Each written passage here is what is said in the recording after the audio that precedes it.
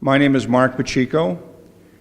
I am the Senator for the 1st Plymouth and Bristol District, and it's my honor to welcome all of you this evening to the First Parish Church and to this particular congregation, and to thank you all for coming out and supporting our maternity unit at Morton Hospital. I would like to begin tonight by bringing up Reverend McKnight to offer a prayer as we begin tonight's Speak Out and public campaign to save the maternity unit at Morton Hospital. Please welcome Reverend McKnight.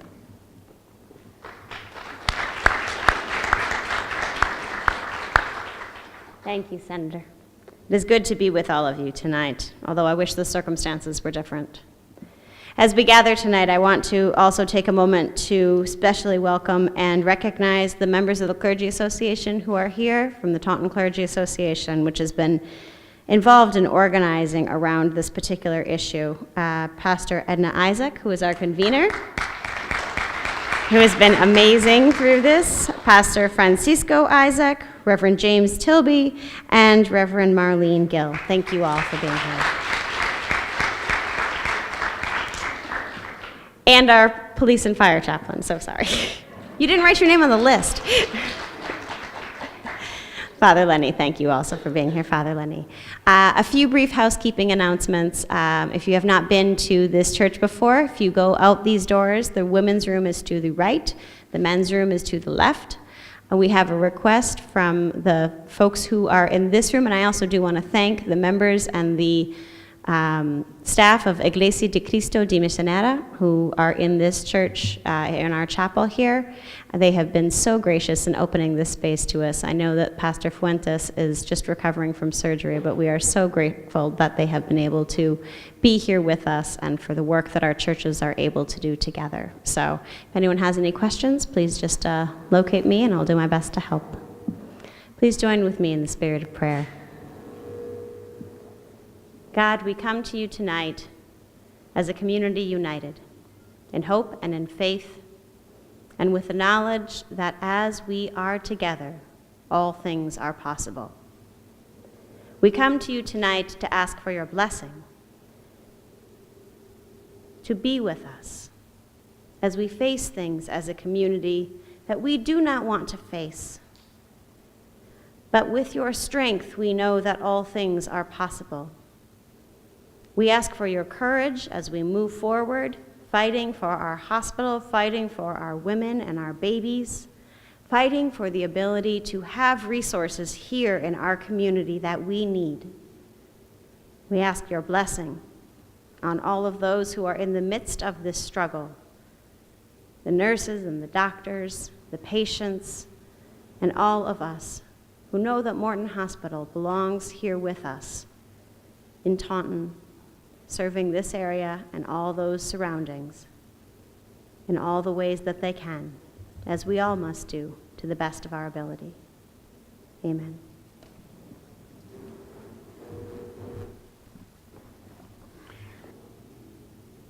We lost the pediatric unit. We've seen other types of services that have been eliminated, and we now have an announcement where they want to move forward with the closure of the maternity unit at Morton.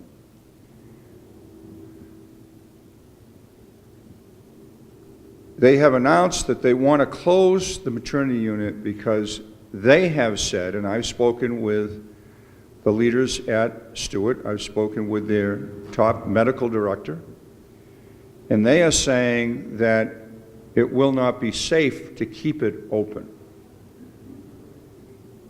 And they say that from the perspective of what happens when a child is born that needs special services that they are not able to provide, that places that child at risk. And yet, when I've checked it out with other medical professionals, with pediatricians, with those in OBGYN services, and you will hear tonight testimony from 2 patients,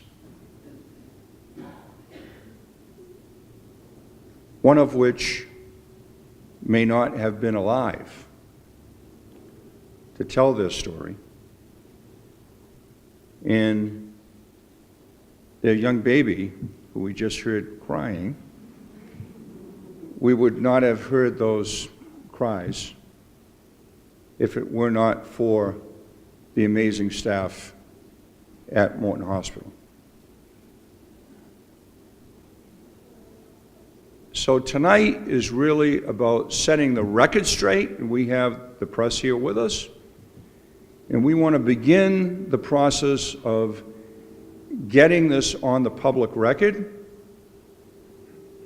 So we frame the argument in a way that speaks to the history of Morton. For over 100 years, we've seen babies delivered at Morton Hospital. Sharon O'Connell mentioned at the vigil the other day, she asked everybody to raise their hands if they were born at Morton or if they know somebody who was born at Morton. How about it? How many people here? I know I was born at Morton. Almost everyone here. It's amazing to think that now all of a sudden it's somehow unsafe to have births at Morton Hospital. It just makes no sense to me at all. So we are embarking, when I say we, in a bipartisan way. Your legislative delegation will work at the state level on a bill that is Senate 1199. Senate 1199 is the number of the bill. And we are going to work on that piece of legislation along with the people in healthcare in Massachusetts, the Mass Nurses Association, and other organizations to see if we can get that bill modified and then passed into law. And what would that bill do? That bill would say that if you operate a medical facility here in the Commonwealth of Massachusetts, and you happen to operate in a gateway city, which Taunton is, and you're geographically situated where, but for the service delivery in that geographic area, it would place healthcare at risk. In other words, there's not another facility close enough to access for those essential services, then you cannot eliminate the essential service. That as part of your license to operate in the Commonwealth of Massachusetts, if you are doing business in that region of the state, then you must provide the service. That would mean, in the case right now without the law, we could have the public hearing, which is going to take place on the 16th of February. I'd ask everybody to write that down. It's the 16th of February at 4 p.m. at the Holiday Inn. And the Department of Public Health will hold a public hearing. And they'll want to hear from all of us about what we think about Stewart's proposal. But at the end of the day, even if the Department of Public Health says that they should keep the essential services open, because Stewart is a private corporation, they could actually move forward after that, even after Public Health said they should keep it open. and they could, in fact, close it. We want to say to them, no way is that going to take place. We want to stop it. We need to put some teeth into the existing statute so that even if they had closed it, and I'm looking into the future now, even if they are able to close it for a short while, if we pass a statute that says if you're going to operate here in Massachusetts, that you need to keep your license, you have to deal with these essential services, then that would mean they would have to reopen the maternity unit here in Taunton. So that's the goal. But to get this passed and to get it done, we need every single person here to bring 10 people with them on February 16th. Are you with me? Yes. Can we do that?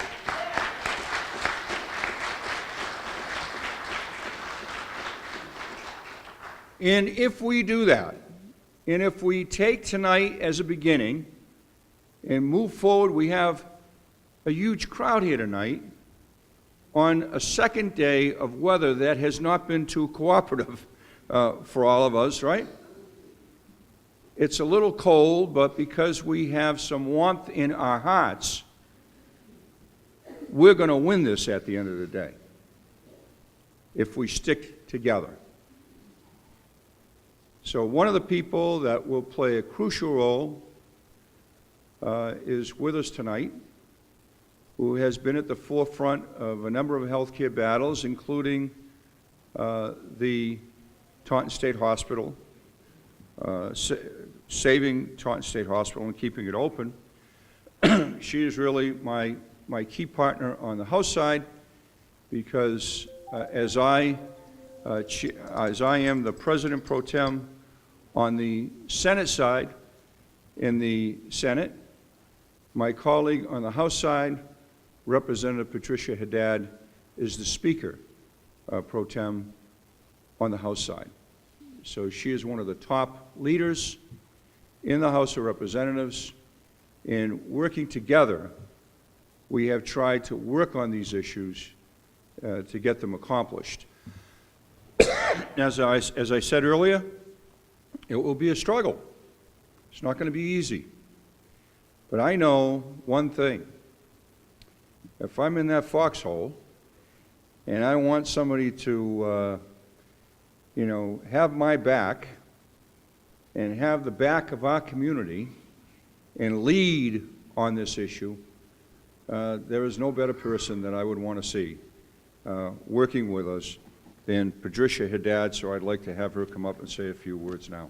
Pat Haddad.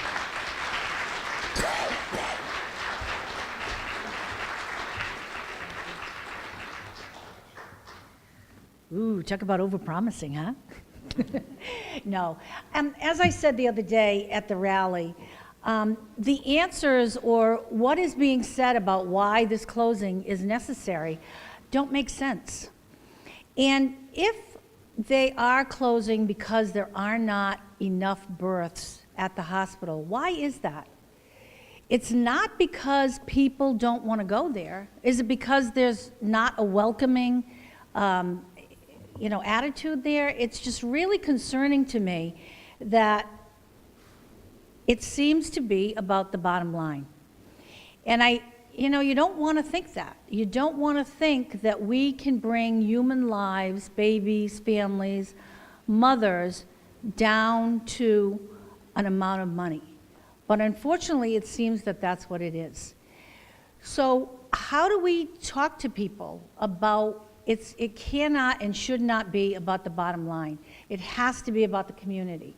It has to be about what the attitude is towards everyone in Taunton. It has to be about creating a welcoming atmosphere so people want to go there, because we know that there are plenty of people here who want to go there. There's plenty of people who have given birth there. There's so many women who need those services close by to home, especially where we are, where we don't have good access to public transportation. You know, you can't get there from here. You can't get to Fall River to go to any of the doctors there unless you go to Boston. You can't get to Brockton to go to any of the doctors there unless you take another route. And that is not fair. A community needs to have the opportunity to feel confident, to feel comfortable, and to be at home, and to be able to give birth. And women have services. You know, every year, most of us go for a checkup. We can't be worried about women having to go hither and yon to get to see a good doctor. And we can't worry that if you have an emergency, that you're not going to be able to find somebody at Morton to help you. So I'm with you 100%. And as Mark said, if there's one thing I'm good at, it's being a nag. My husband keeps telling me that when I give up this job, he's going to set me up in a business, 1-900-DIAL-A-NAG, because I'm so good at it. So I will nag. I will ask those questions, and I will demand that the answers make sense, because the answers I'm getting now are not making sense. They're not fair, they're not balanced, and they're senseless. So thank you very much. Please count on the House, because we are going to be there for you.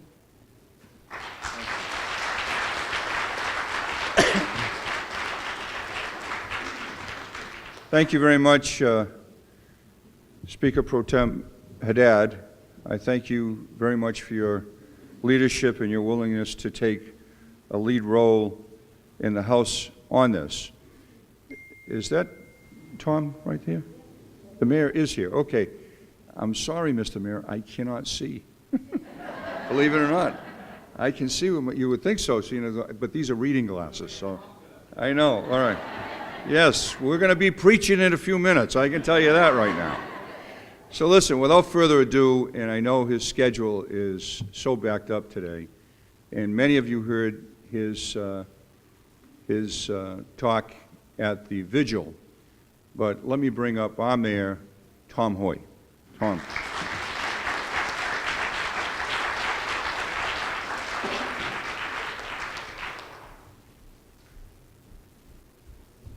Thank you, preacher. Yes. Thank you, Senator. It's great to be here once again.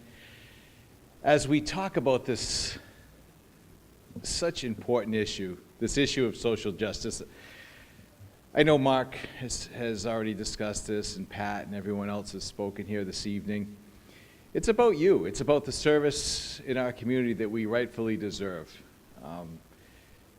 Steward Health Care, when they made the promise, when they signed on for this responsibility, the responsibility of Morton Hospital, they signed a 10-year deal, and they promised to keep essential services in place for that period of time, and they simply haven't honored that promise.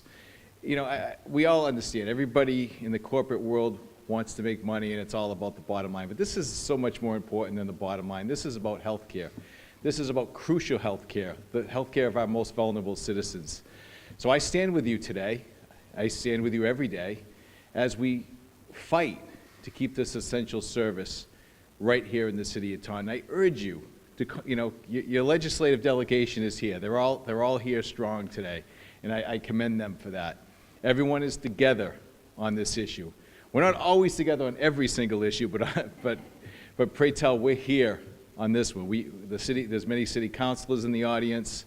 I know the school committee also supports this issue. Our legislative delegation, is 100% behind this. We just have to continue to fight. We have to continue to push. But without hearing from you and from the citizens of Taunton and the surrounding area, this is just going to go down. It's just another corporate move, and we just can't allow that to happen. We have to state in no uncertain terms how important this issue is to all of us. Again, this is about social justice. Obviously, my family has had a long history, as I mentioned on Friday. It's had a long history at Morton Hospital, starting with my grandfather. It's been about a 75-year relationship that still exists today. I'm proud of a lot of the great work that has been done there, and it's such an important part of our community, and it has to remain an important part of our community. But this is an essential service. We have to fight to keep it open, and I commend each and every one of you for being here today. God bless you all. Thank you.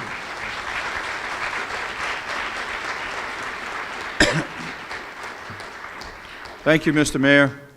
And next, I'd like to bring up the state representative from this district here, from Taunton, an individual that has worked with us on a whole range of these issues, to, again, work with us to help when we needed to bring a bipartisan point of view to the State House to save Taunton State Hospital. Shauna O'Connell.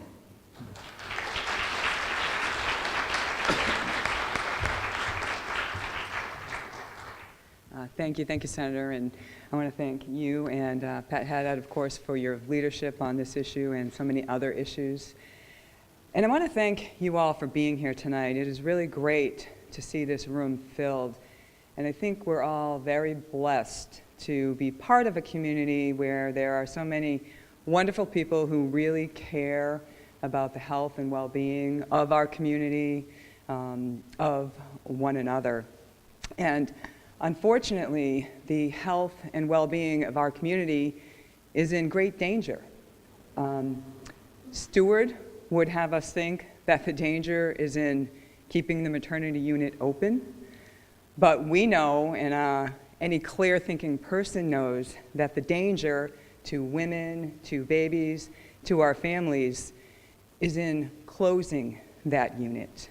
And it is going to hurt the people the most who already face barriers and challenges to accessing health care, because if that unit were to close, it just starts this snowball effect where other related services go away as well, creating even more of a challenge for people who don't have the resources to travel for their health care. We've already established that there's plenty of us in this room who were either born here or delivered our children at Morton Hospital. They have been providing outstanding, high standard of care for decades in that maternity unit. So why suddenly are there lower numbers, would there be lower numbers in Taunton at Morton than in other surrounding community areas? Why, in a city the size of Taunton, would we see lower birth rates than in other communities that are even smaller than here in the city of Taunton? And why wouldn't you do everything in your power, if you were Stewart, to build the maternity unit up? The place where we begin that life connection with our community hospital. One of the great things about Taunton is that we do have a community hospital. So why would you let those services erode to the point where you can say, it's better to close it? We have to close it rather than keep it open. All these questions and more need to be answered because it's all too convenient for them and all too inconvenient and dangerous for us. So we need to demand answers to these questions. We need to demand that Stewart keep their promises, and we need to demand that they work harder to keep that maternity unit open than they are working to close it. And tonight, you being here, and hopefully on the 16th, we are going to accomplish those things together. So thank you all very much for your commitment to our community.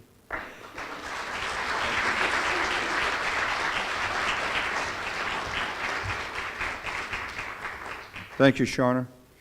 And now let me bring up another colleague in the legislature from the House of Representatives who represents not only East Taunton, but also Berkeley, Lakeville, Middleborough, sections of all of those communities, Keiko Orell. Keiko.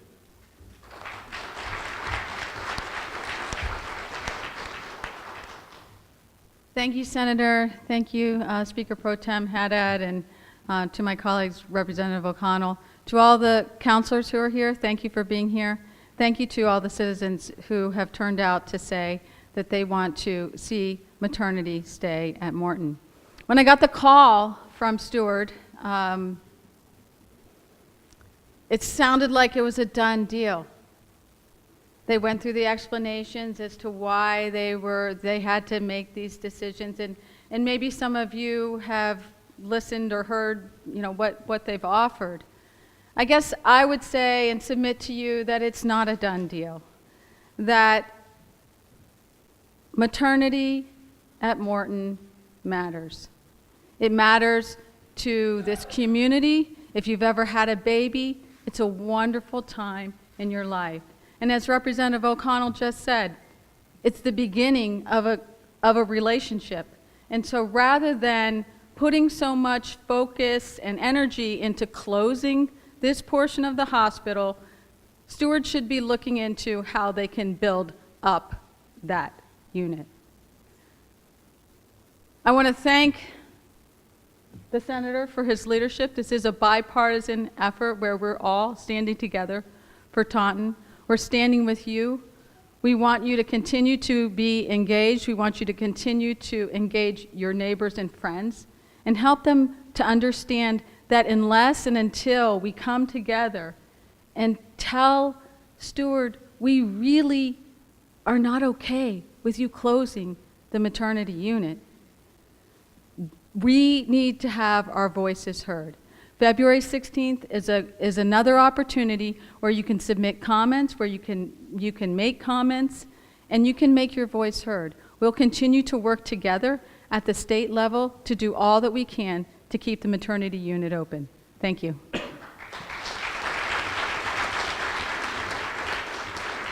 Thank you very, very much, Keiko. And I'm going to recognize a number of other elected officials who are here, and those that would like to speak, we're going to have you speak if you care to. And I know I have a few of the names that would like to say a few words, but I want to interrupt the speaking program with our electeds and actually have you hear from two patients.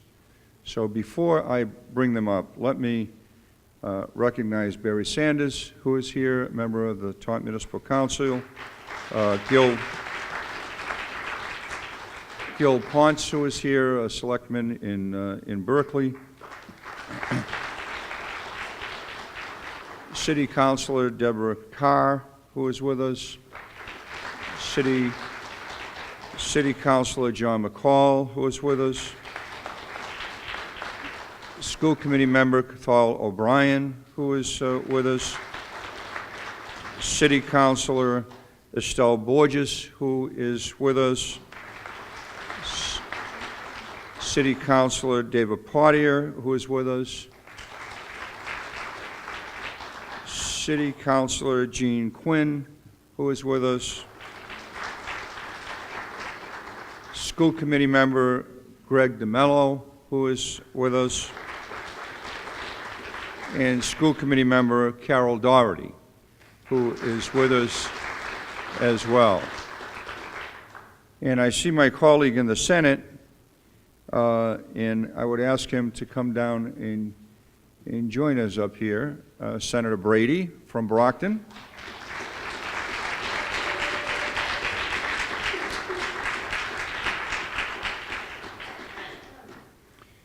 Senator Brady will speak a little later, but I want you all to know that here is a Brockton state senator who is here to support keeping the maternity unit in Taunton.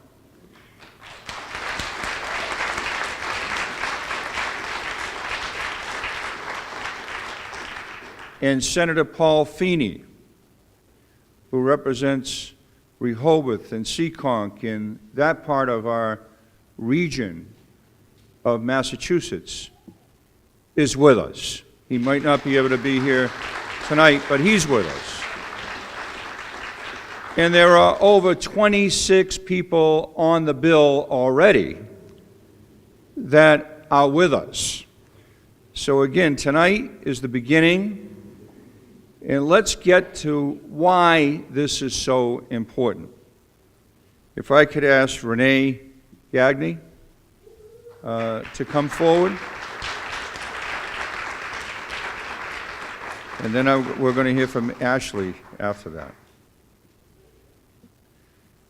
Renee is a Morton maternity nurse and also a patient at Morton as well.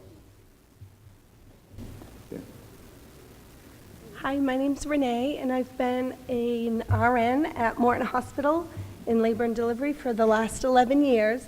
This is my son Wyatt, who was born there, and I want to tell my story about the day that he was born because the obstetrical emergency that took place during his birth made it possible for him to be standing here today because of the unit being where it was. Sorry for my voice, I woke up today like this. So I have to kind of explain the process of my complications so you understand how important it is to keep this unit open. The diagnosis I had was called a placental abruption, and that's when your placenta detaches from the uterus, meaning the baby is getting no oxygen or partial oxygen.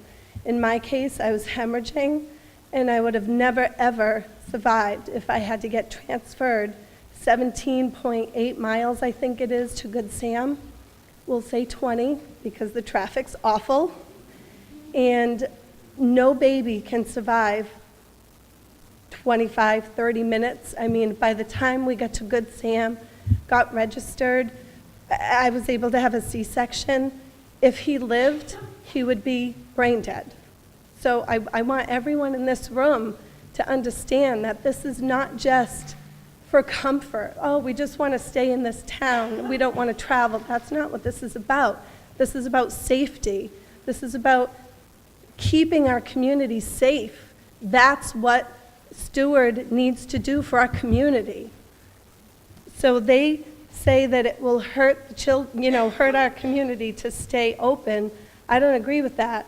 I think if they close it, it would hurt us more. I've taken care of people that have had exact situations as mine, and for 11 years I've taken care of high-risk patients at Morton Hospital. These babies and moms would not survive without this service. This is so serious, and I know it's emotional, but it is emotional. We're talking about life or death. Thank you. Thank you for listening.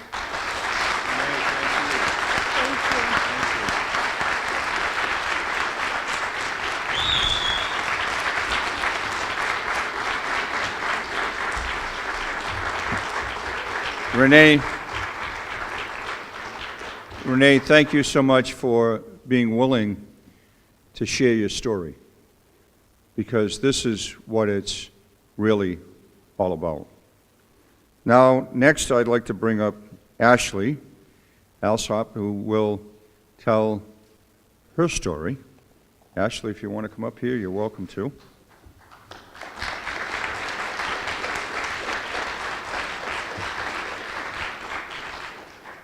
Good evening, everyone. My name's Ashley, and I actually have quite a similar situation as Renee. I'm here to tell you my story and how, if it wasn't for the maternity unit at Morton, my daughter Zoe and I may not be here to share. On April 24th, 2017, at 37 weeks and 6 days pregnant, I had a routine ultrasound and doctor's appointment in which it was determined that I needed to be induced within the next couple of hours. Even though Zoe and I were both healthy and all our vitals were perfect, she had just stopped growing at around an estimated 5 pounds.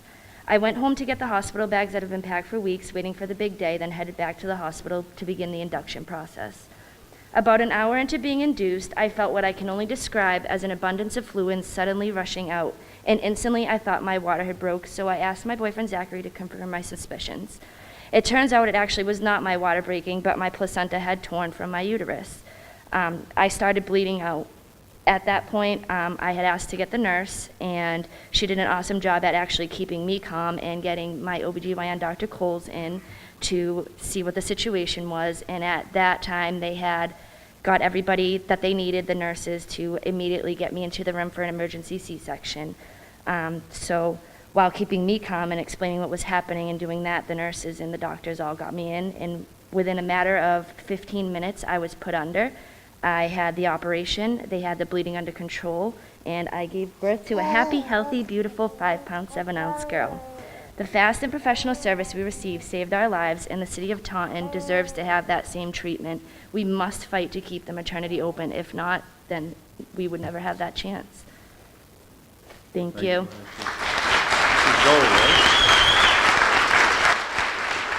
Thank you, Ashley, and thank you, Zoe.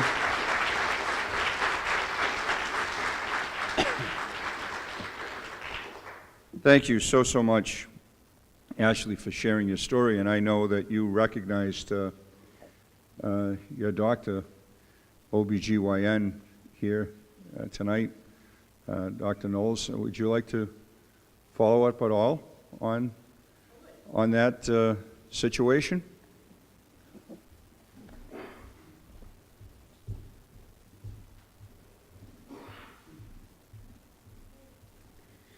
So I'm Dr. Kathleen Coles. Some of you, many of you may know me as an OBGYN that's been working at Morton Hospital for the past 2 years.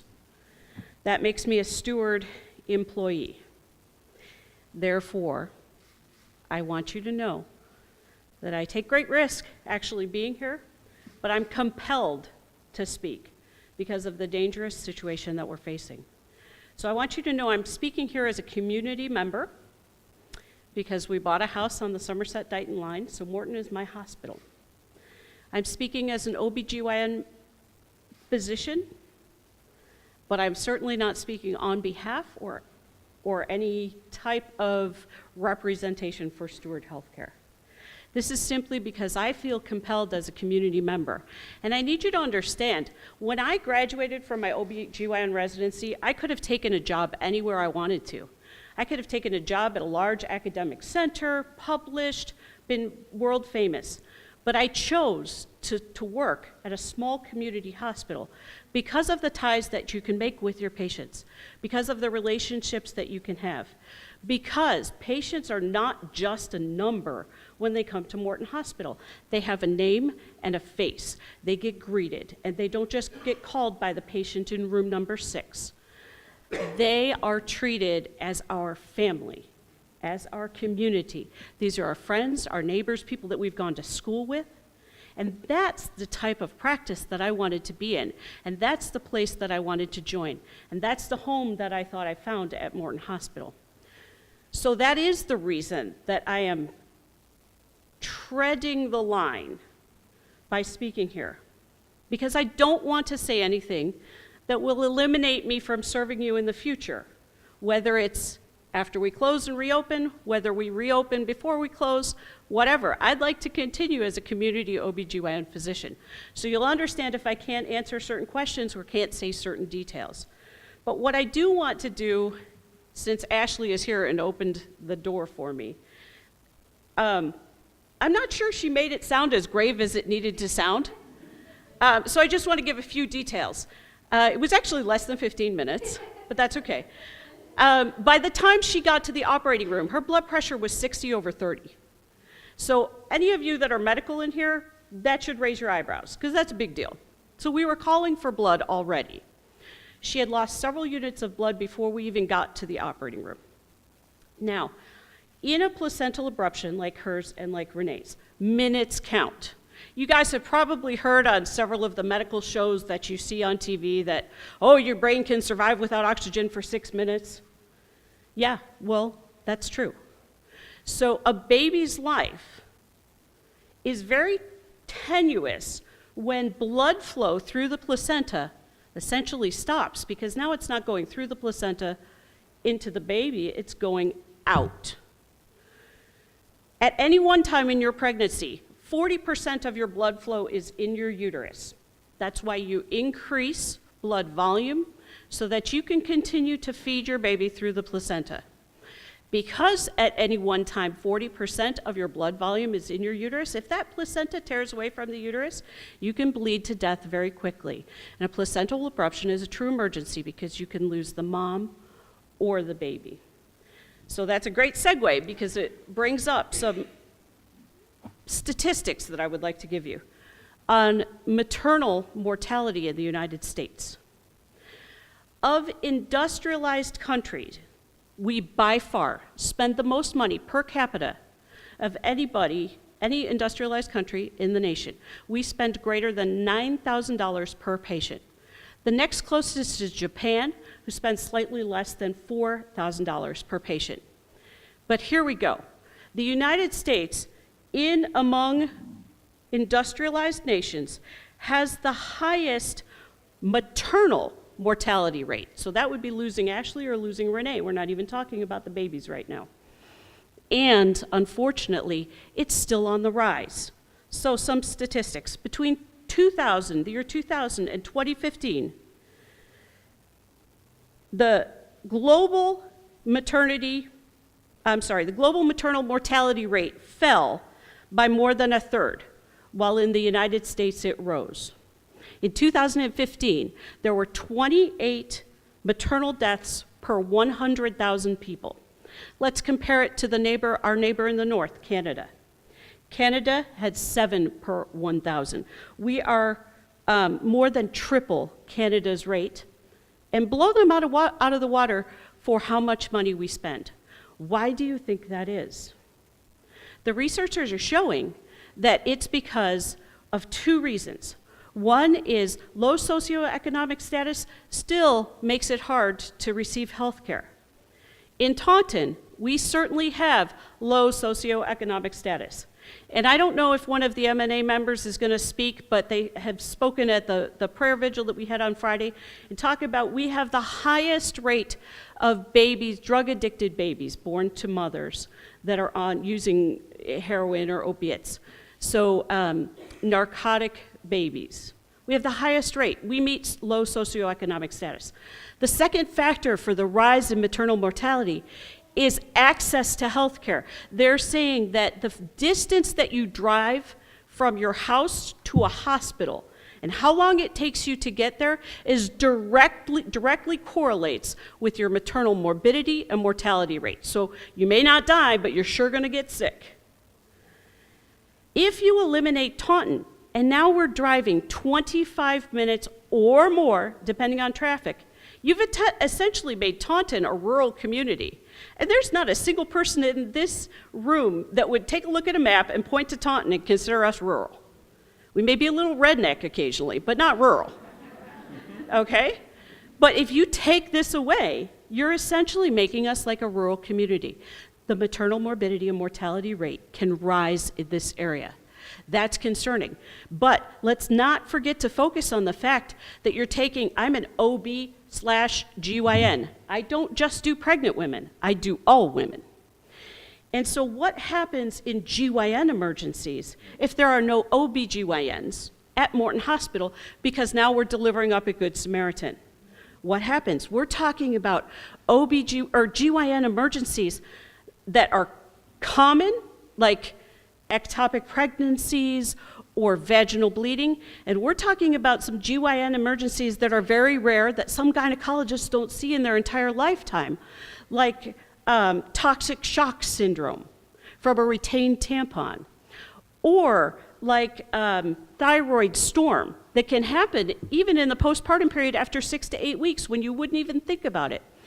These are things that gynecologists, board-certified gynecologists, may have never seen in their career. Do you think your average ER physician is going to think about looking for a retained tampon if a patient comes in febrile and in septic shock? Probably not, but these are questions that we're trained to ask. What happens when we're not there? What happens when we're not there because of a septic abortion, an abortion that's gone bad, that needs immediate treatment in the emergency room to evacuate that, because the longer it stays, your antibiotics are not going to work. You're only going to be able to try to stabilize, but the only way you're going to fix that is by going to the OR with a trained gynecologist. What happens when you have a ruptured ectopic pregnancy and you have a belly full of blood? You're going to get put in an ambulance, given an IV, hopefully some blood on the way, and good luck, God bless, we'll see you at Good Samaritan. This is why I'm compelled to speak out. I hope it doesn't come back to bite me because, again, I want to stay as your community OBGYN physician. But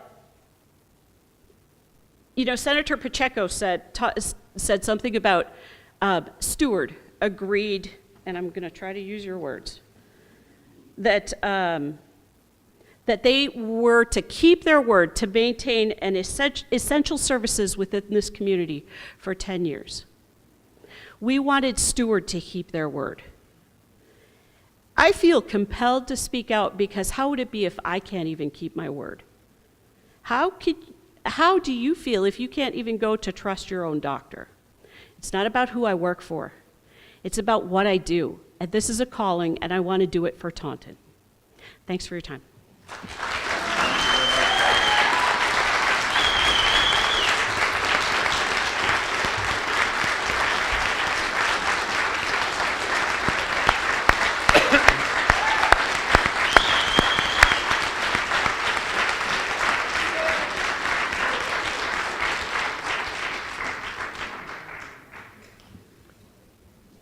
Wow.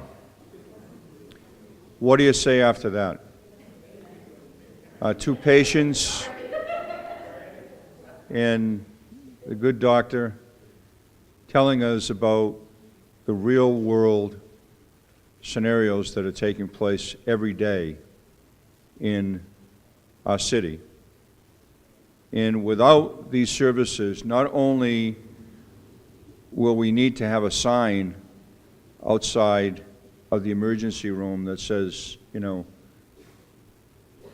no deliveries, no maternity, but we should have a sign that says no women's health as well.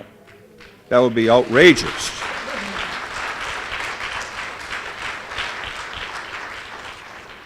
And that's why this issue is so important.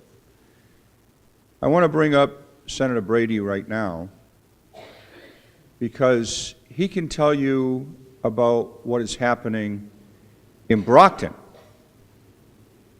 not Taunton, but people going to Brockton now and the backup that is taking place as a result of what is happening at Good Sam.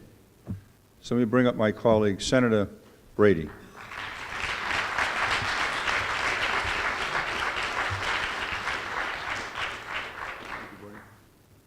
First of all, I want to give a round of applause to my friend, my colleague, my brother in the State House, because you do not have a better advocate for health care and for workers' rights and all of the above than our good friend of my brother, Senator Mark Pacheco. Let's give him a round of applause.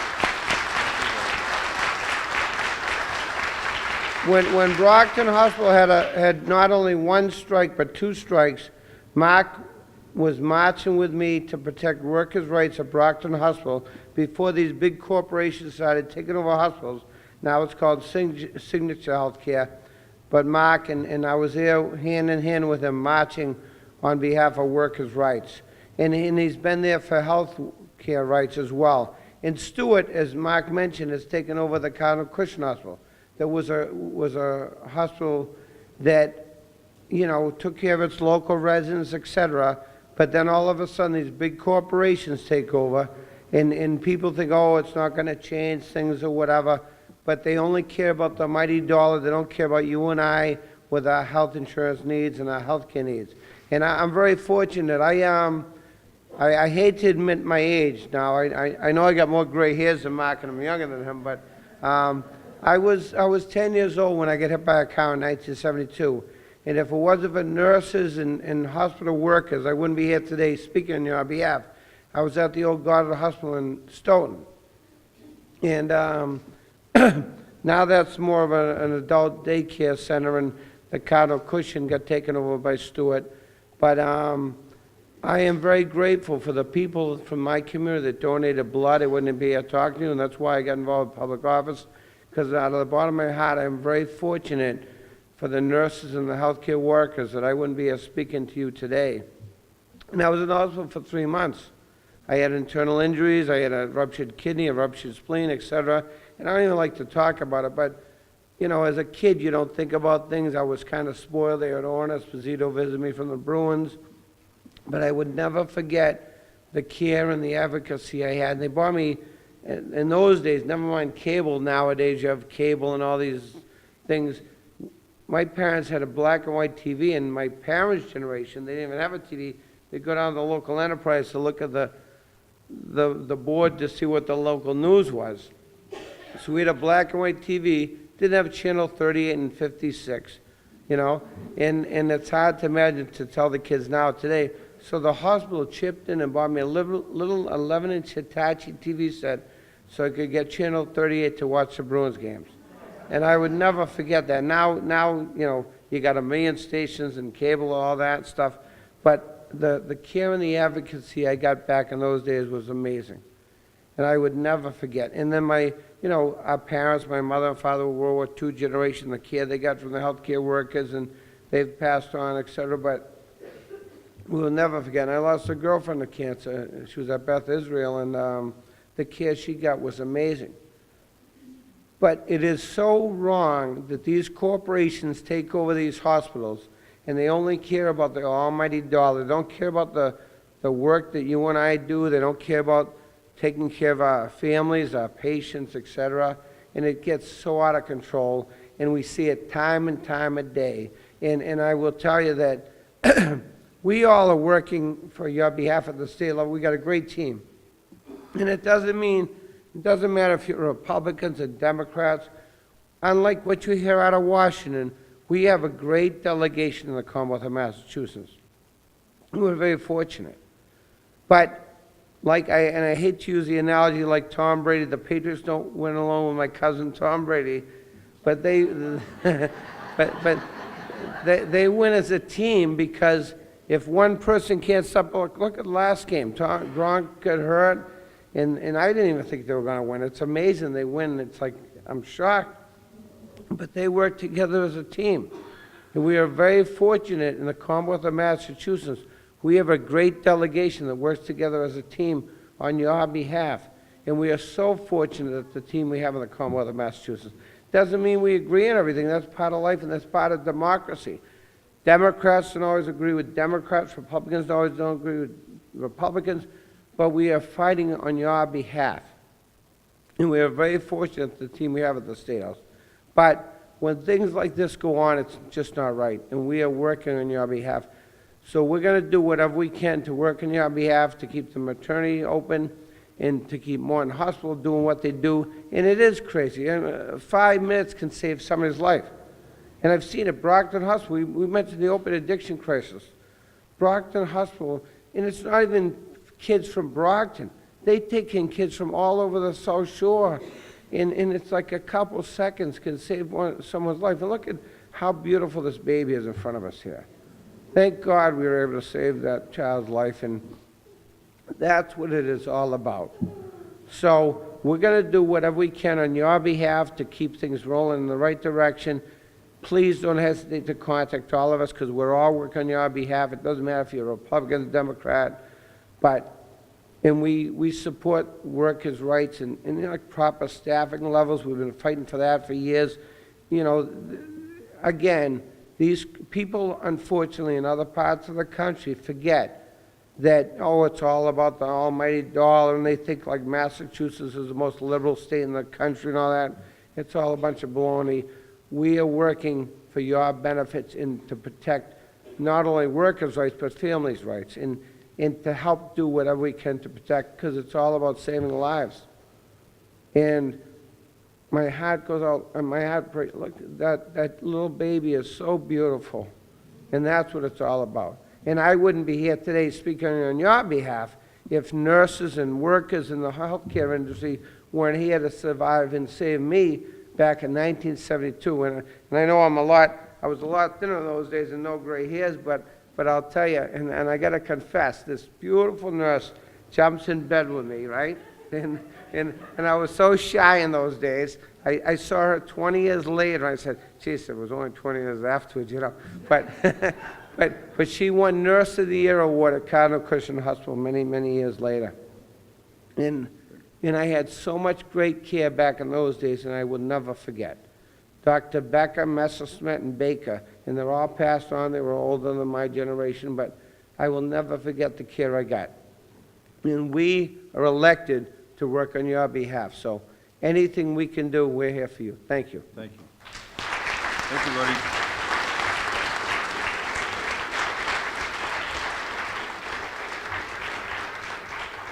Thank you very much.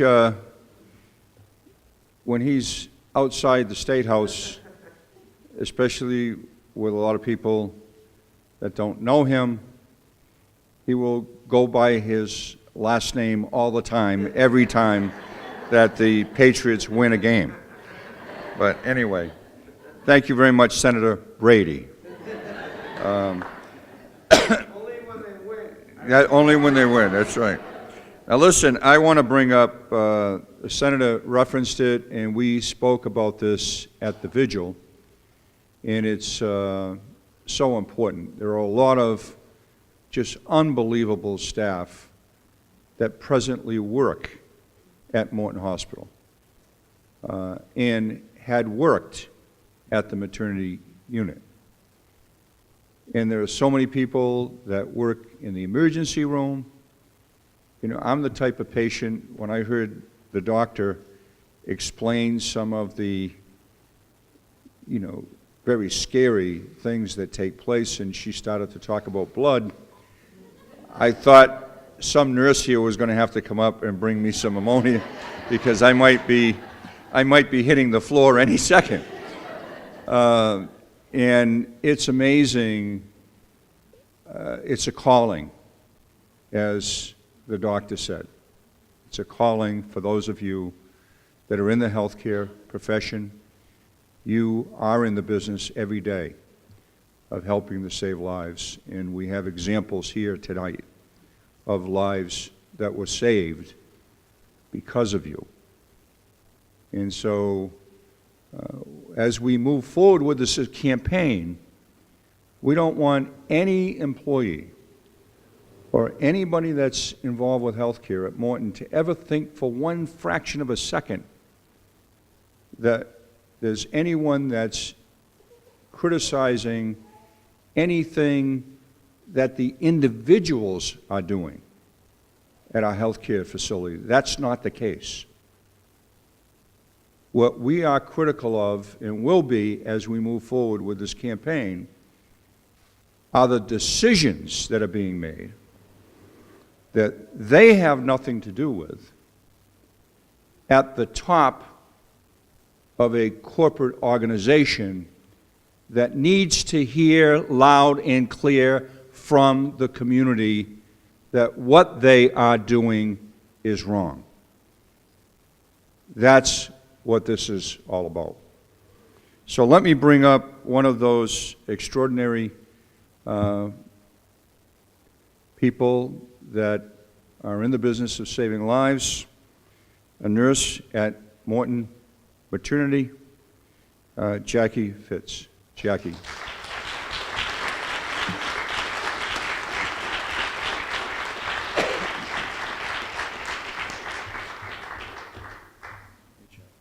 Very much.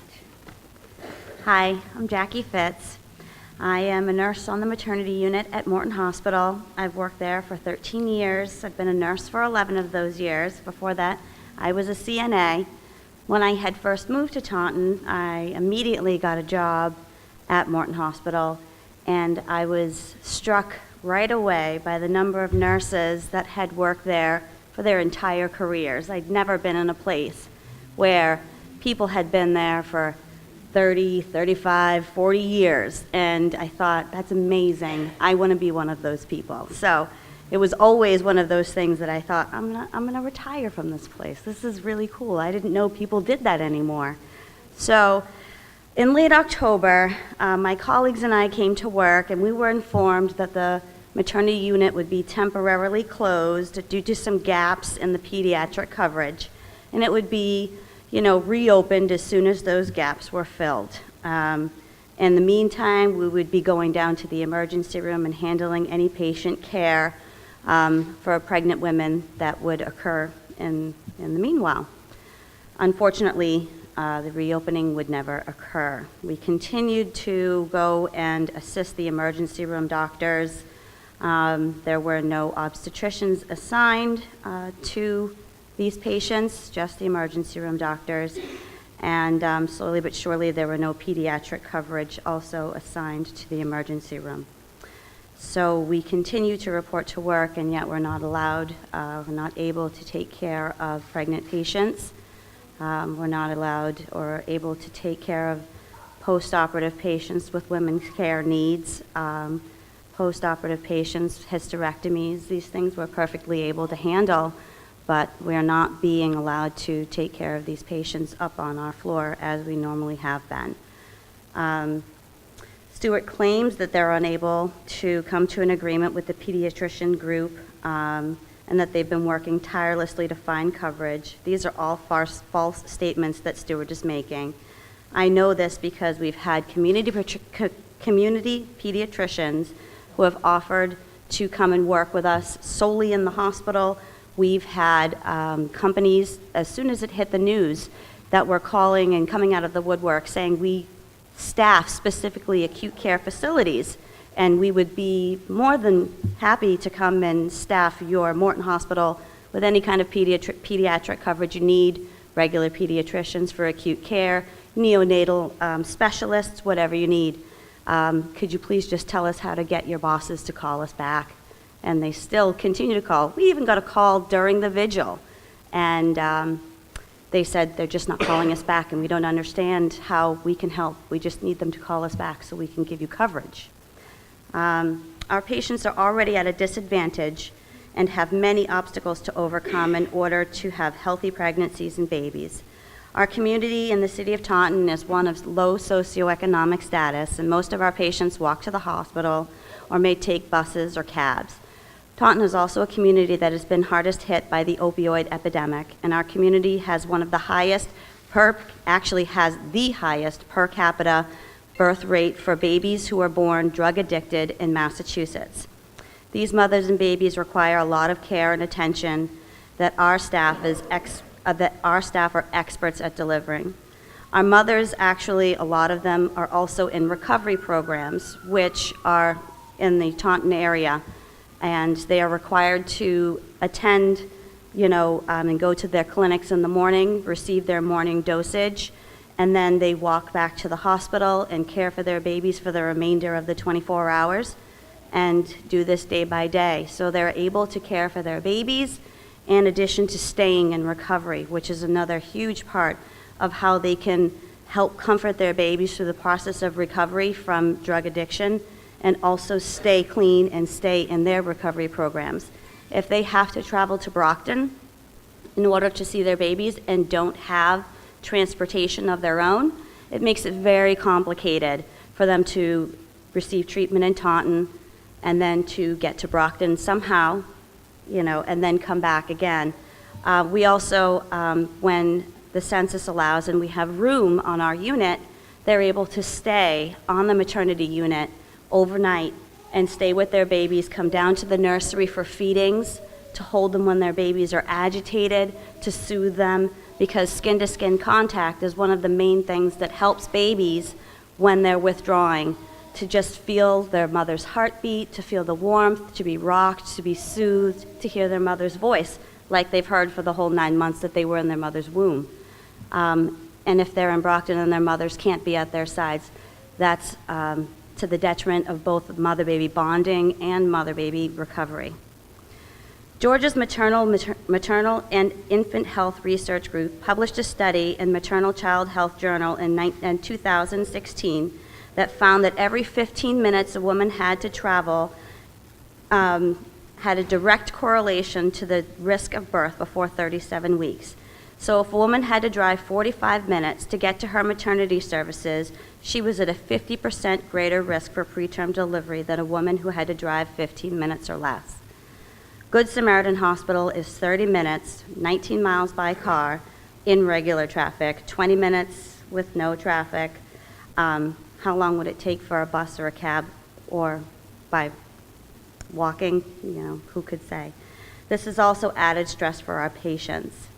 Now they need to figure out how to get to Good Samaritan Hospital if there's a complication. And as Dr. Cole said, 6 minutes after a bleeding emergency for a pregnant woman could lead to death for both baby and for mom. And at Morton, unfortunately, we do deal with these emergencies, but we're prepared to deal with these emergencies. 6 minutes isn't nearly as long as it seems if you're sitting in a room looking at your watch, but when you're dealing with an emergency that's potentially life-threatening to 2 people, it's just a flash. So we're well trained to deal with these kinds of complications, but on a road in the middle of 24 at 8 o'clock in the morning, it's a hiccup, it's nothing. So we really need to reconsider and figure out how to organize this fight and bring it to Stewart's doorstep in a way that they can't just shoo us away. Of course, this affects my job and the other nurses that work on the maternity unit, but really our main concern is that and the health of the community and the fight against corporate greed and the fact that they've broken their promise to the state and, more important, to the residents of Taunton who depend on Morton Hospital for their health and their well-being. The nurses at Morton Hospital stand with you in this fight, which quite literally is a matter of life and death. Thank you so much for being here today and all the days ahead. A community united cannot be defeated. Thank you.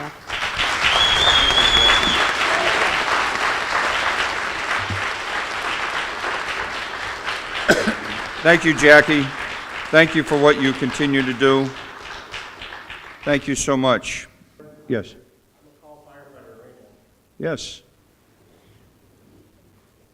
Come on up, Reverend.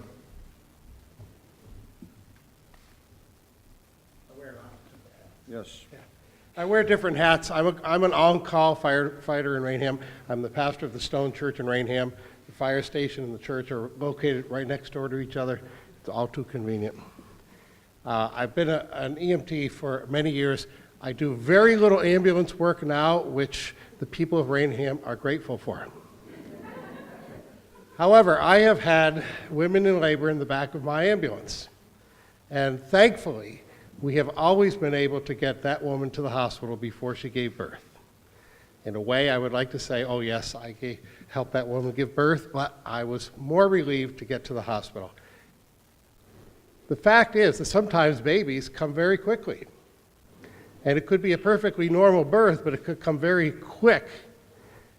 And the question is this: we have great paramedics in our area, great ambulance services in our area.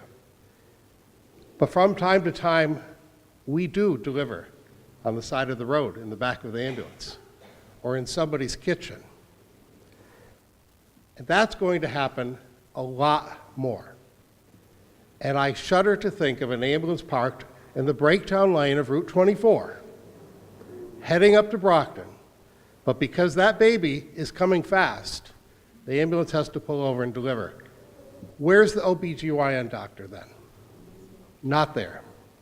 Where are those precious pediatric specialists that Morton Hospital keeps talking about that they have to have? Not there. You may only have 2 paramedics in the back of that ambulance doing the best that they can for mother and baby. That's a big concern for me as somebody who might be in the back of that ambulance. I'm concerned for those mothers. I'm concerned for those babies, and you should be too.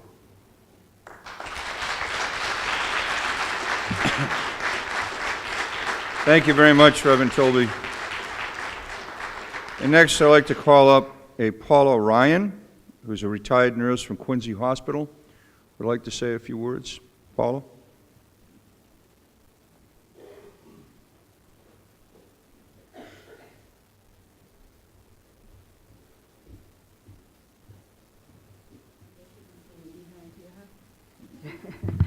Paula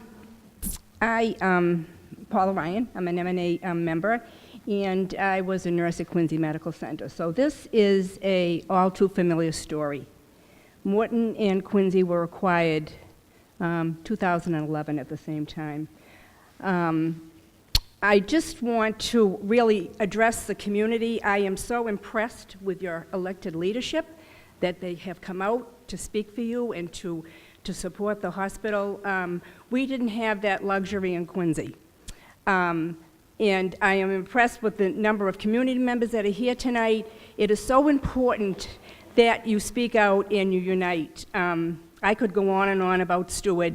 I feel the doctor's discomfort and Jackie's discomfort in speaking out. But when you speak out together and you're united, you really can make a difference.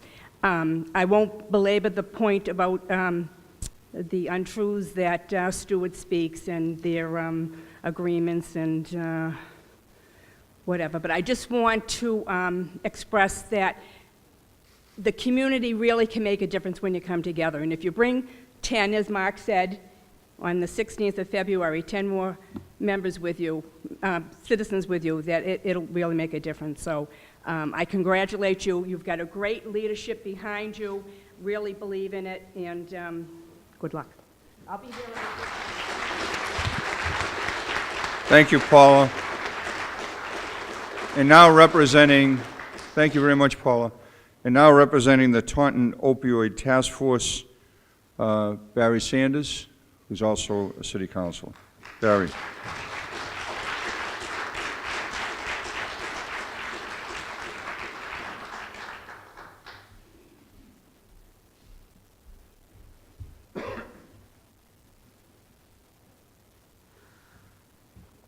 So I just want to start by saying thank you to everyone for being here. This is an important step in what hopefully will be a victory in keeping the maternity unit open at Morton Hospital. We've heard a bit about the substance exposed newborns from Jackie. She did a great job explaining some of that. And that was the issue that really caught the attention of the Taunton Opiate and Substance Use Task Force. And before I talk some more about that, I wonder if you might do something with me. Just close your eyes. I want you to imagine that you're quite ill. You're not sleeping so good. Your muscles are really achy and stiff. You might even be having an occasional seizure, sweating. You're not much of an appetite, not eating a lot.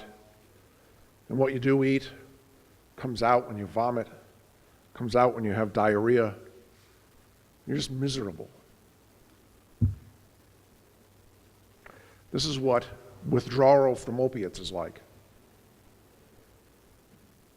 Now just imagine that that's you, and this is what you're going through. And now imagine that you're 4 days old. That's what substance-exposed newborns go through.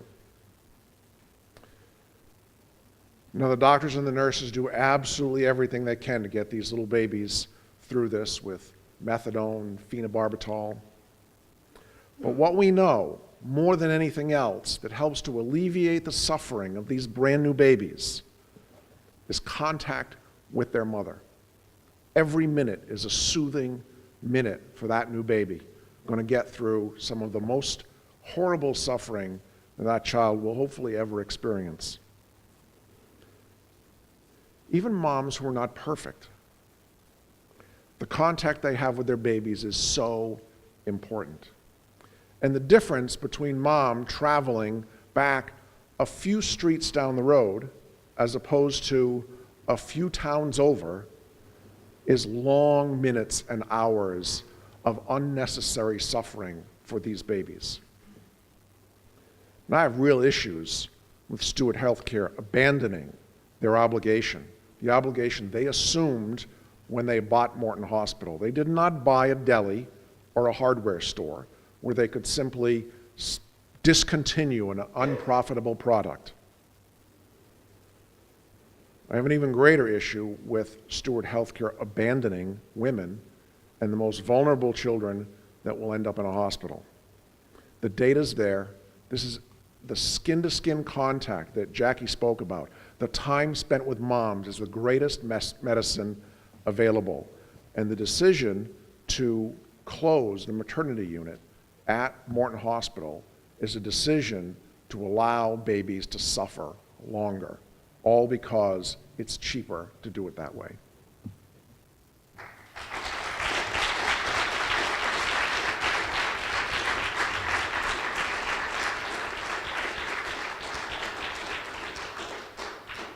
Thank you very much, Barry, and I think that at this point in time, for those that may have even questioned a little bit the safety issues, based upon what Barry has said, what we heard from the doctor, what we heard from the patients,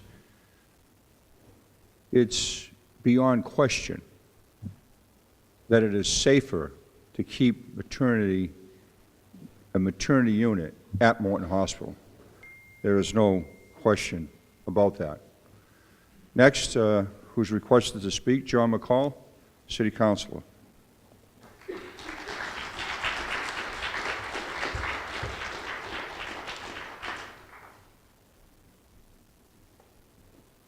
Good evening, everyone. 5 years ago, I stood tall with the MNA, Massachusetts Nurses Association, fighting and becoming very vocal about the closing of the pediatric unit at Morton Hospital. And now I hear, again, what is next. It's no question that the maternity at Morton Hospital is an essential service. No one disputes that Stewart is violating their contract with the community by terminating the service before a 10-year term of purchase agreement. But let's look who really suffers with this breach. Pregnant women, infants, children, and women's services. What's happening in front of us is tragic and a disservice to our community. Patients are already at a disadvantage and have many obstacles to overcome to have healthy pregnancies. What is Stewart doing? You're putting women and children at incredible risk. Our area has a diverse socioeconomic status, and some families have the ability to choose which hospital they patron. Yet many do not. Having to travel several towns away for testing or checking for labor puts these families in undue hardship. And I hear you crying out there. Just think about that baby crying now, saying, I need service. Thanks, Mom. There is no public transportation to go to Good Samaritan, where their local OB/GYN now deliver. If there's any complication to their baby needs to stay longer than the mother, there is no way, like I said, there's no way for the mom to get back and forth to visit her baby without a car. Prior to closing the maternity at Stewart, had pediatricians who cover children who came into the ER and advertised their pediatric ER. This too will disappear with maternity. Children have no place at Morton Hospital. They'll be transferred out in accepting hospital in either Providence or Boston for any needs that need to require overnight observation. This has not been addressed very much, but the real change for parents with children that have chronic illness like asthma. I'm a grandfather and a father, and we hear a lot about what women need help there. I'm a father. I want to make sure my woman, my wife, and women in the community are taken care of. And what is next? If a woman comes into the emergency room for women's issues, there is no GYN. Who can respond to the emergency which may need surgery immediately? There's another piece of the population that has been cut out of Stewart's services at Morton. Like I said, what is next? What is next? Stewart claims to simply cannot find any pediatric coverage for maternal services, which causes these devastating cascading effects. Yet Stewart has been contacted by many pediatric providers which have attempted to fulfill their need with the MDs, even recently, as we heard tonight, of the Friday's vigil, and have not received any response. Why? Why?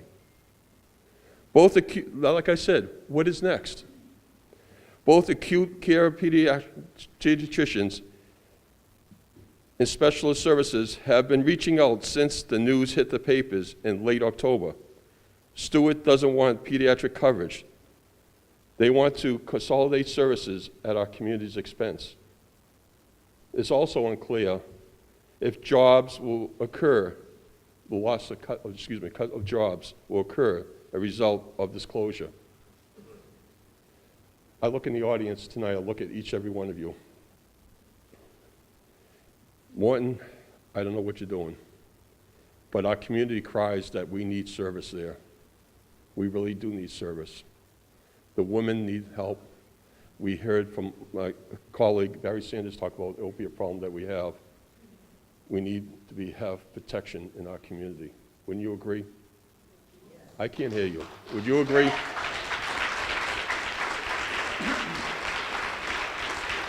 Thank you. If you agree, thank you. Yes. Yes, we can. And the senator says he's reaching out for each and every one of you to bring 10 people. I challenge you to bring more. If you really want to make a difference and show that we care in our community, that we want this open, let's show them. Let's show them that we care as a community. I care. I know in each of everyone's eyes I see tonight. In your eyes, you care. So don't let this population suffer, and keep our hospital vital services open to serve our community like it has over the past 100 years. I want to see another 100 years that our community is served. You agree? Yes. If you agree, stand tall. Join me. Then join Senator Pacheco, State Representative Sean O'Connell, State Representative Keiko Orell. Also, Pat had as State Representative. Our Mayor of our city stood in front of you tonight. My colleagues in the City Council are standing here tonight. I stand with you. Let's make it happen. Let's show Morton that we care and we want this open. Thank you, and God bless.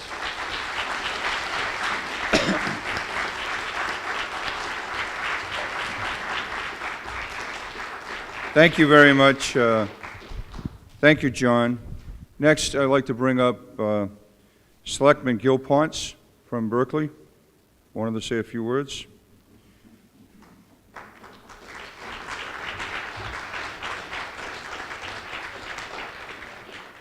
Hello, everybody. I'd actually like to, we've heard many stories tonight of patients and outcomes. I'd actually like to add another story to that. This story is about a woman there about 23 years ago. This was in Fall River. It doesn't exactly relate to Morton, but this is about critical maternity services that were provided at a hospital. This baby had deteriorated its umbilical cord. It was losing nutrients, losing weight fast. An emergency C-section had to be done. The baby had come through, and that baby wouldn't have come through without excellent maternal care from the doctors at Charlton Memorial Hospital. You're looking at that baby. So I know what it's like for women to have access to that crucial health care that they need during their pregnancy and during their time of birthing. What's happening over at Morton Hospital, frankly, gets me madder than a rag-on rooster. And you know what? I've heard earlier, actually, if you would close down maternity, I'd heard the word related to Taunton being a rural municipality. Think about what that affects to an actual rural municipality like Berkeley. And I don't think anybody is going to contest that Berkeley is a rural municipality. There. Just getting from my house to this area, in general with traffic, which would equal about the time to get to Morton, is about a 10-minute drive on a good day. To get to Charlton Memorial Hospital, it is about 20-25 minutes. And to get to Good Samaritan from Berkeley is about a 35-minute drive. I know, I work in sales, I go into Brockton. But what happens is, I think about what's next. What's going to be cut next? I want you to think right now, what do you consider an essential service in a hospital? I want you to think about the simple idea of being able to go into an ER with a broken leg. Let's just say you break your leg, you go into an ER. A process of what Morton has been doing over the past few years has led to the decrease of constant essential services to the point where I was actually speaking with somebody who was a maternity nurse, comes into my mother's work. It's at the point where you think to yourself, if I can't have my baby delivered at Morton, then why the heck am I going to have my gallbladder surgery at Morton? Why am I going to have my scans done at Morton Hospital? Why am I going to go to my local community hospital for essential services when I know I cannot be provided with certain service? I'm proud to stand with you all. Actually, if we continue going down the road of cutting essential services, we're costing this area jobs. We're costing people's livelihoods here.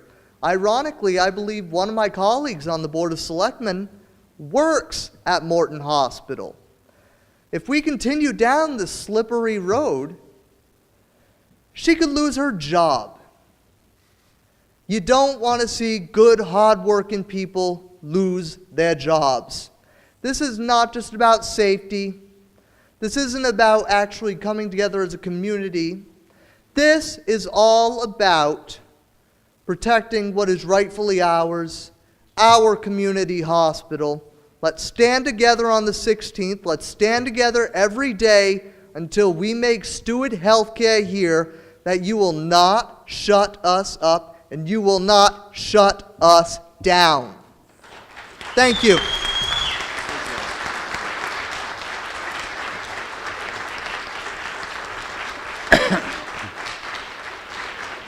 Thank you very much, Gil. And I had recognized most of the elected officials that I knew signed in, and I'm not sure if all want to speak or not. From what I'm seeing from the back, that no, they don't. But if one does, before we finish the program, please let me know, let Mary know in the back, and she will advise me, and you will certainly have your opportunity to say a few words.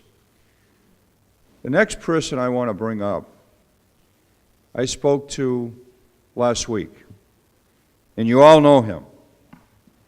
If you've been following this issue at all, you know Dr. Ruby. So let me tell you why I called him last week, if he doesn't mind. I had a conversation, and this story is indicative of what's going on with this whole issue. Please listen to this. I had a conversation with the government affairs person and the chief medical person from Stewart Healthcare. And I was on the phone with both of them. And we were going over these issues again. And I brought up some of the things that I heard from Dr. Ruby. And that chief medical person that speaks on behalf of Stewart Healthcare told me when is the last time you spoke with Dr. Ruby? I said, well, I spoke with him a couple of weeks ago. Well, speak with him again, because he's changed his mind on this issue. That's what I was told. He's changed his mind, and we're all set. He's supporting what we're doing. Just talk to him. I said, well, as soon as I get off the phone with you, I'm going to call him. And I did. And I spoke with Dr. Ruby, and I've known Dr. Ruby and respected him and continue to do so and admire him for a whole lot of reasons. But this man was absolutely flabbergasted with what I told him. And he was outraged. So much so that Dr. Ruby, to see him here tonight, but just a few hours ago, he was in Iceland, my friends. That's right. He just came straight back from Iceland on vacation with his family, came home, dropped his family off, texted me, I'm on my way down. Because that's how strongly this medical professional who deals with children and deliveries, and he's done so for years and years and years, he knows this issue as well as anyone, certainly as well as that medical director that talked to me on the phone that did not tell me the truth. That is outrageous. That someone would say that to me about our friend, Dr. Ruby. Ladies and gentlemen, Dr. Ruby.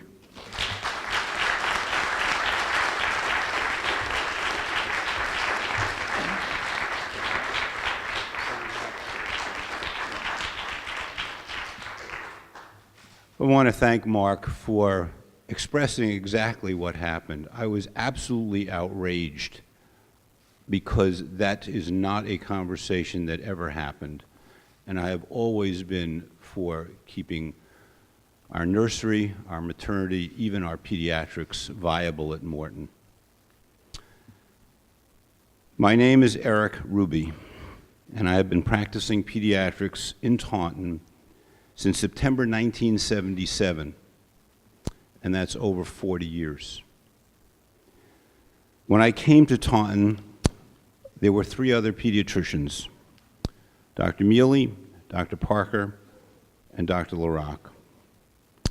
And we saw patients in our offices, in the nursery, in the emergency room, on the pediatric ward, and we went to emergency deliveries with successful outcomes. Times may have changed, but almost everyone here knows the saying, in times of crisis, women and children first. Steward Healthcare talks about women and children first. First to be abandoned. Steward Healthcare is talking about safety, but I'm not sure their definition of safety is mine. When pregnant women and their babies die because of the closure of essential services of our maternity and nursery, what will Steward's for-profit corporate response be? Here are a few of my observations. As well prepared as Morton's emergency room is, Steward's good intention to stabilize and transfer will someday cause death and disability. an emergency room is not a functional OB service. There are 5 pediatricians who have stated that they will cover deliveries, either in-house or from their offices. This has worked for years. And if you add all the pediatricians at Good Samaritan, then there are more than enough to cover essential service, and by Steward's own admission, would get plenty of experience with both sick and well babies. It is the OB staff at Morton and Steward who have required a pediatrician to be in the hospital 24/7. The DPH regulation for a level 1 nursery and delivery service states that the requirement is someone to be on call who can respond.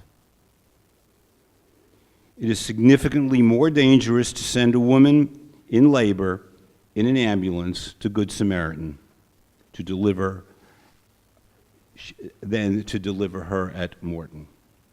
If safety is truly the issue, a physician from Good Samaritan should be the one doing the driving.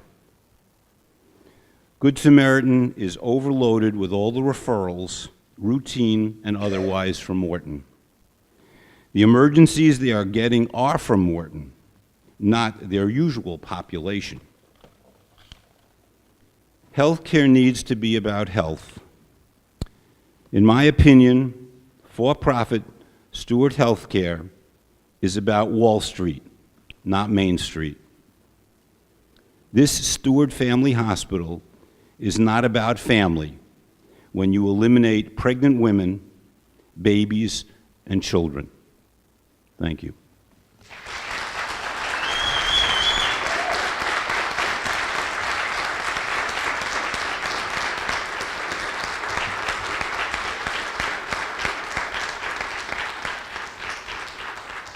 Thank you so much, Dr. Ruby, for your service to children for 40 years, as you have just indicated to all of us. You're just an amazing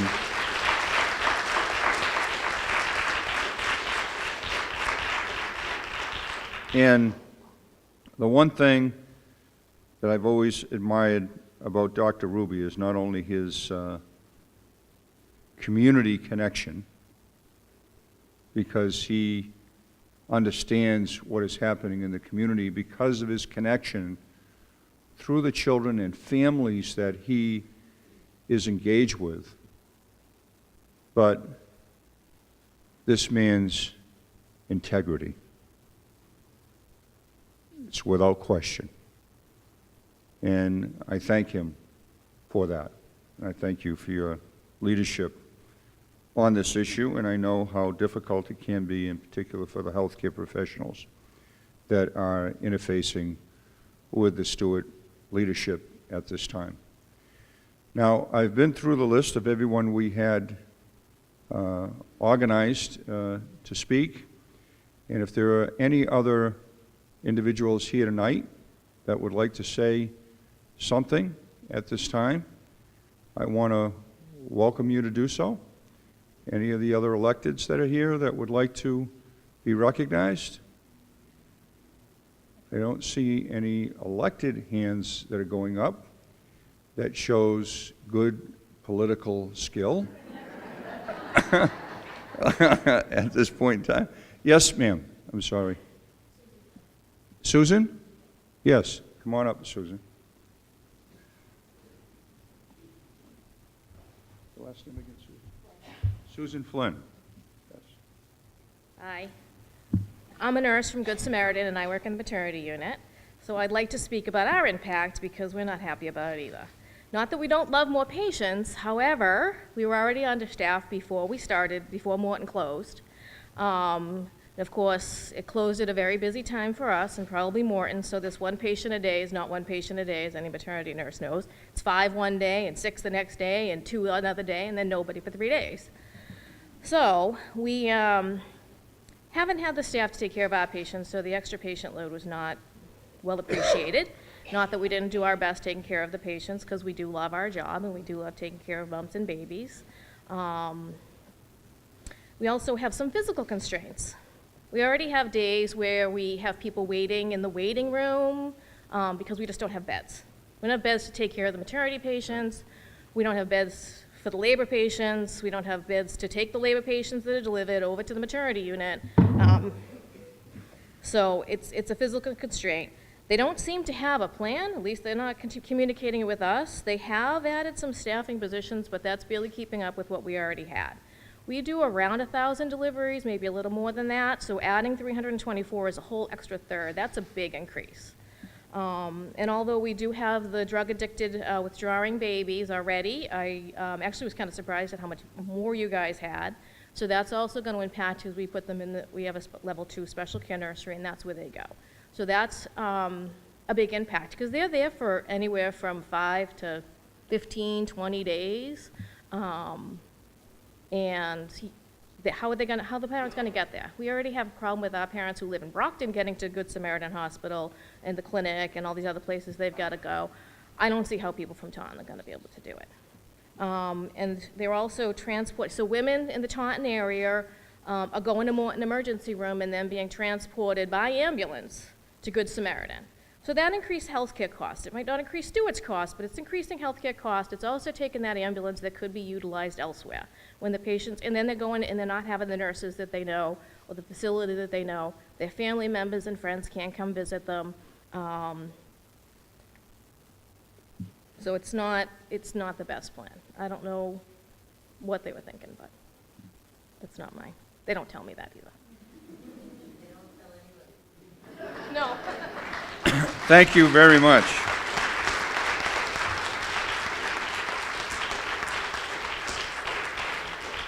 Thank you so much. I want to thank you. I want to thank all the people who decided to come out tonight and make this an issue that they feel that they need to act on.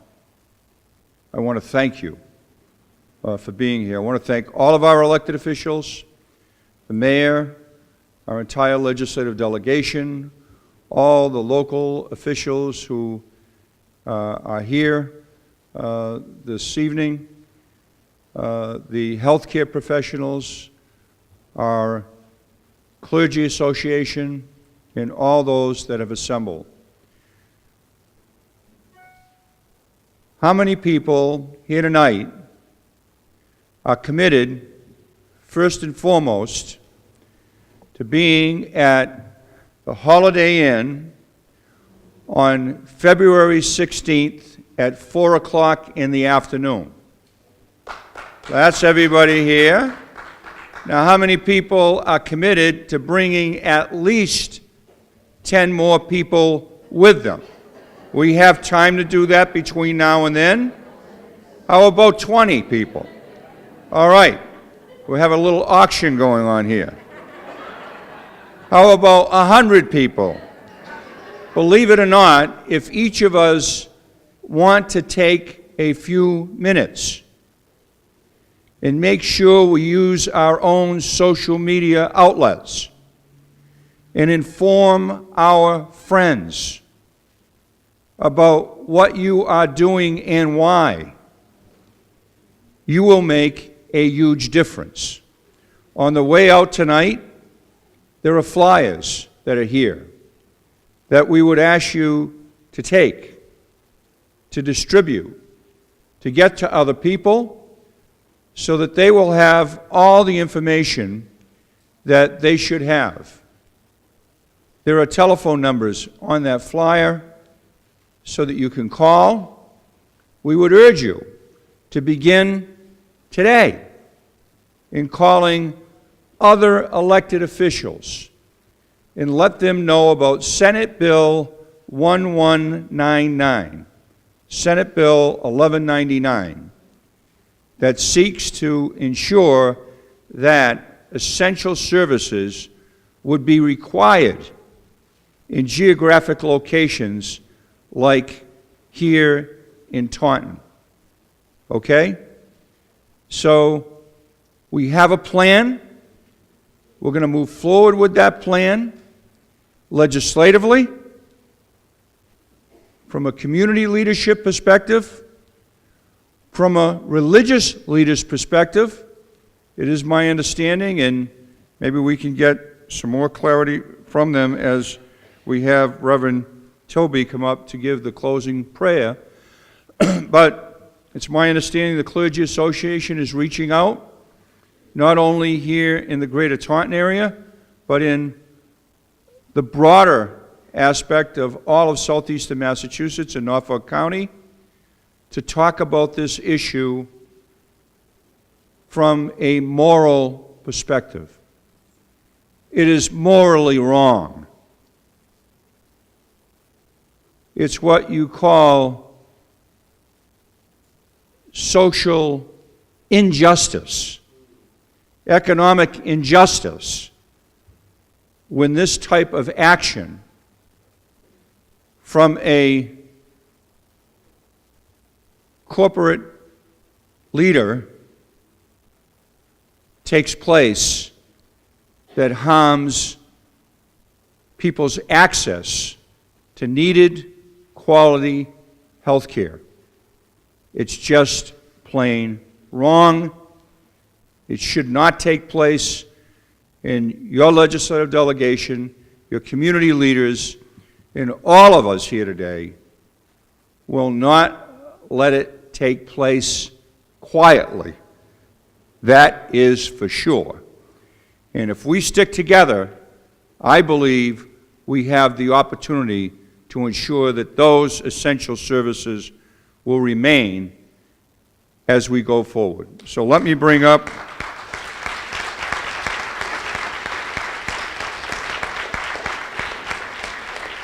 as we thank the Clergy Association for their wonderful work, and we also thank the Iglesia de Cristo Ministeria. I know I killed that. My Spanish is not very good. I want to thank them very, very much for the use of the chapel here today, and all those at First Parish for all of the work that you do as well. Let me bring up Reverend James Tilby for the closing prayer. Reverend. Let us all stand. Thank you, Senator. The Clergy Association has been involved in a number of issues in our community over the years. The opiate issue, violence in our area, also Martin Luther King service every year. But this has energized the clergy in a way that I have never seen in the 26 years that I've been involved with the Taunton Clergy Association. So it's something that we feel very keenly about, and we're glad that you do too, and glad that you're all here. Let us pray. Tonight, oh God, we lift in our prayers those women who are expecting children. A time of excitement and anticipation, but a time also of anxiety. And for many, that anxiety has been multiplied by the actions of some who, perhaps looking at the bottom line of a ledger sheet, perhaps looking at some master plan, have decided to close down the place where they had planned to bring their child into this world. And so we pray for those women and for their children, for their families, that you might be with them to guide them through this anxious time. But we also pray for those people who have made decisions that tonight we find repugnant, immoral, unethical. Touch their hearts and minds, change their hearts and minds. Help them to see with eyes that truly see the need that is found among women and children in this community and surrounding towns. Thank you for bringing us together tonight. Energize us still. Help us to march forward to bring this issue to the entire community, the entire state, and help us to change a decision that has been made and change it from wrong to right. In your holy name we pray. Amen.